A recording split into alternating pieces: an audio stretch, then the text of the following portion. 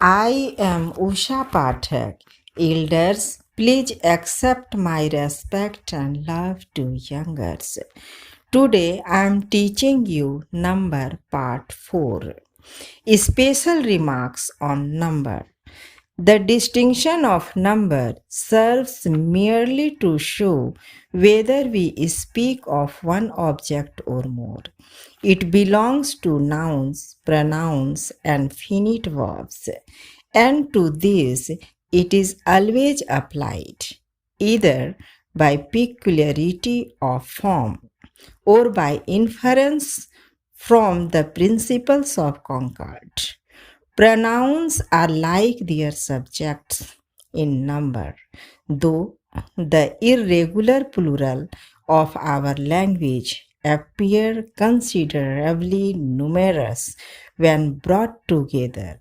They are in fact very few in comparison with the many thousand that are perfectly simple and regular. In some instances, however, usage is various in writing, though uniform in speech, an unsettlement peculiar to certain words that terminate in vowels as ravish or ravages, attorney or attorneys. There are some another difficulties respecting the plurals of nouns and especially respecting those of foreign words, of compound terms, of names and titles, and of words redundant or deficient in regard to the numbers. What is most worthy of notice, respecting all these puzzling points of English grammar, is briefly contained in the following observation. Proper names of individuals, strictly used as such, have no plural, but when several persons of the same name are spoken of, the noun becomes in some degree common and admits of the plural form. When a name and a title are to be used together in the plural sense, many persons are puzzled to determine whether the name or the title or both should be in the plural form. For example, in speaking of two young ladies whose family name is Bale, whether to call them the Miss Bales, the Mrs. Bale, or the Mrs. Bales, to an inquiry on this point, a learned editor who prefer the last. The distinguished unmarried or married ladies, the proper name and not the title should be varied as Miss Clerks. When we mention more than one person of different names, the title should be expressed before each, as Miss Burns, Miss Parker, and Miss Geeta were present in the party. There is neither difficulty nor uncertainty respecting the proper names for the plural of compound nouns in general, but the two irregular words, man and woman, are often varied at the beginning of the looser kind of compounds, contrary to what appears to be the general analogy of similar words. There are several nouns which are usually alike in both numbers.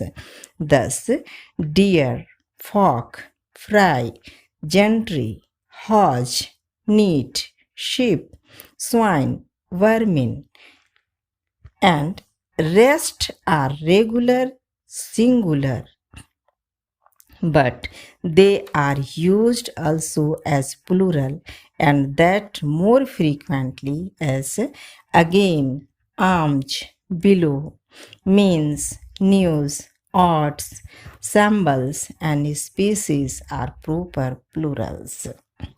Fish or fishes are often spoken of without a regular distinction of the grammatical numbers. It is not because the words are not susceptible of the inflection, but because there is some difference of meaning between the mere name of the sort and the distinct modification in regard to number. There are also other nouns in which a like difference may be observed. Some name of building materials as brick, stone, plank, joist, though not destitute of regular plurals as bricks, stones, planks, joists, and not unadapted to idea distinctly. Singular as a brick, a stone, a plank, a joist are nevertheless sometimes used in the plural sense without the s, and sometimes in a sense which seems hardly to embrace the idea of either number, as let us make brick and burn them thoroughly.